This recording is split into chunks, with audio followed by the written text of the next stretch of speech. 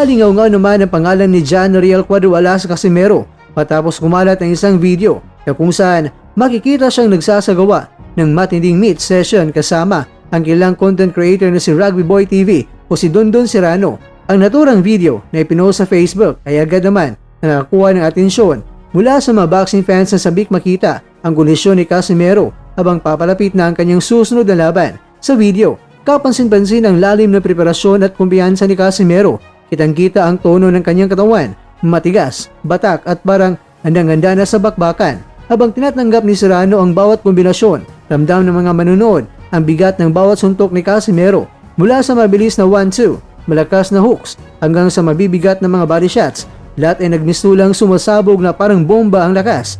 Ikinatuwa naman ng mga boxing fans ang ipinamalas ni Casimero dahil pinakita nitong patuloy siyang nag-iinsayo at nananatiling determinado sa pagpapatuloy ng kanyang karera.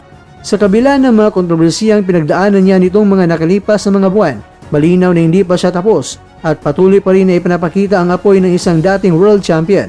Hindi rin nakaligtas mga kwento sa pansin ng mga manunod ang presensya ni Dondon Serrano na kilala sa kanyang comic style boxing videos. Para sa pagkakataong ito, seryoso ang eksena. Talagang tinanggap niya ang matitinding suntok ni Casimero habang hawak ang mitts. Makikita sa ekspresyon ni Serrano ang biglaang gulat at pag-atras